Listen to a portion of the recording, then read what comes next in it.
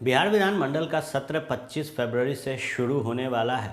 इसको लेकर जो तमाम तैयारियां हैं वो दोनों ही सदनों में की जा रही है। बहरहाल विपक्ष जो तमाम मुद्दे हैं वो दोनों ही सदनों में उठाने को तैयार है, लेकिन जो सबसे बड़ा सवाल है वो शिक्षा विभाग से जुड़ा हुआ है। कारण है कि शीतकालीन सत्र में देखा गया था कि शिक्षा विभाग से जुड़े जो कई मुद्दे थे उसमें विपक्ष और सत्ता पक्ष के जो दोनों विधायक हैं साथ खड़े नजर आए थे। ऐसे में एक बार फिर जब बजट सत्र की शुरुआत होगी तो कहा जा रहा है कि शिक्षा विभाग से जुड़े कई मुद्दों पर दोनों ही पक्षों के जो विधायक हैं वो साथ खड़े नज़र आ सकते हैं, और ऐसे में सबसे ज़्यादा अगर किसी की फजीहत होगी तो वो सरकार की है। बात की जाए तो बजट सत्र को देखते हुए सरकार ने ऐसे मुद्दों पर अभी से एक्शन लेना शुरू कर दिया है।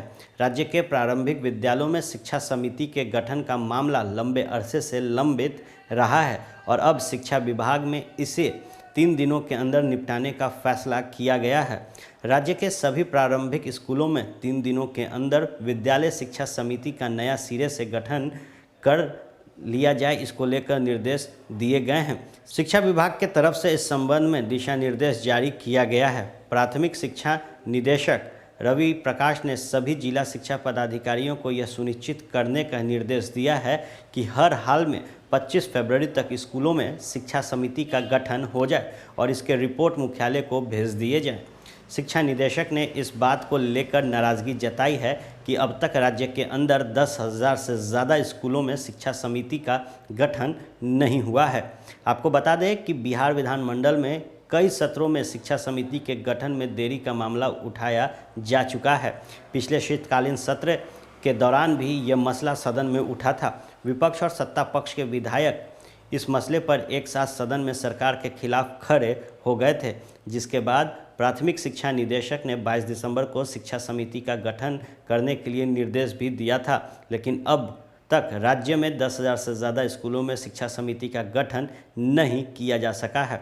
सरकार को ऐसा लग रहा है कि इस मसले पर एक बार फिर सत्र के दौरान सदन में सवाल हो सकते हैं और विधानसभा में दिए गए भरोसे को पूरा नहीं करने के कारण सरकार की फजीहत हो सकती है।